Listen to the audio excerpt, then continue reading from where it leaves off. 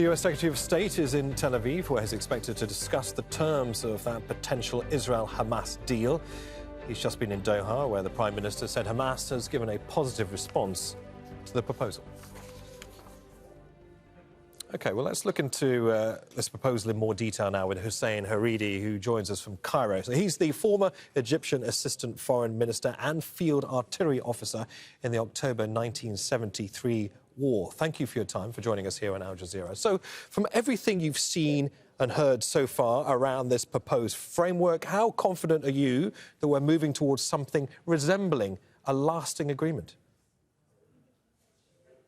Well, maybe it's a bit early to expect a final agreement soon. The United States Secretary of State, Mr. Anthony Blinken, is Israel today, holding talks with the Israeli Prime Minister, with the Israeli President, and maybe with the members of the military cabinet in Israel, in order to discuss the proposal by Hamas that was handed in yesterday to the Qataris and the Egyptians.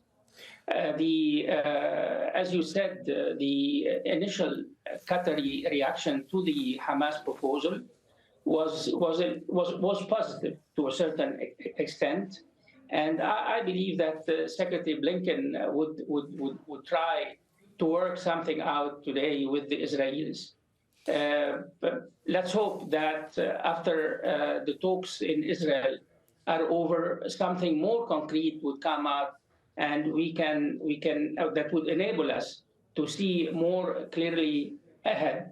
But definitely, something certain now is that the United States administration is keen for a humanitarian pause in Gaza as soon as possible. Right. So in your view, there is a degree of momentum, but we need to wait and see how Israel obviously comes back on this. Let's talk about the negotiation process, if we may, because that's been done, as you say, through mediators, Egypt, Qatar and the US, in the absence of face-to-face talks between Hamas representatives and Israeli representatives. How effective a process do you think this has been, given that, of course, it's taken a week from the Paris talks to reach this point?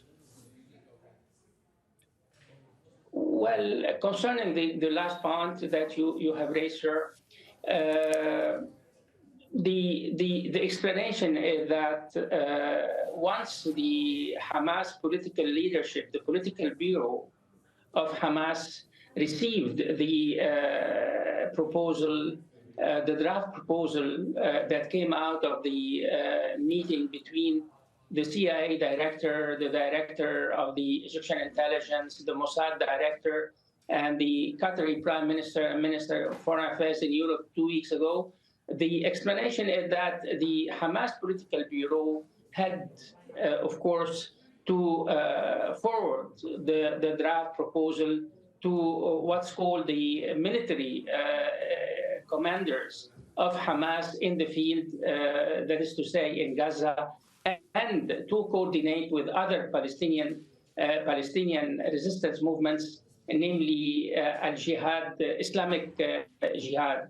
So it took some time, and this is why the reply by Hamas people almost took 1 week. But having said that, I guess this is we have succeeded last November in negotiating a truce, a pause in the fighting in Gaza that lasted 1 week, and I guess the same mechanism would prove. So it's a mechanism. It's a mechanism that has proven to have worked in the past, and the assumption is that it can potentially work again. Regarding the deal itself, it envisages 3 phases, 45 days each. What are the benefits of this phased framework? Well, so far we have the Hamas proposal. So I'll discuss it. I'll answer your question in this context. Hamas, in its counterproposal, came up with its maximalist position. we are waiting for the Israeli reply to the Hamas counterproposal. But I presume that the Israelis would try to water down some elements in the Hamas counterproposal. We don't expect that Israel would say yes to everything that we have. Let me underline here that we don't have an official copy of the Hamas counterproposal, but according to press reports, we have an idea. We have details of this counterproposal. So I don't expect that the Israelis will say yes to every element that, according to press reports today, elements that were contained in the Hamas reply. So I believe that we at the end of the day, the negotiators, the mediators can reach a compromise deal. All right, but as you suggest, a degree of pushback is almost inevitable when it comes to negotiations on this level. Hussein Haridi, former Egyptian Assistant Foreign Minister and Field Artillery Officer, many thanks for your time for joining us on Al Jazeera. Thank you. It's my pleasure, sir.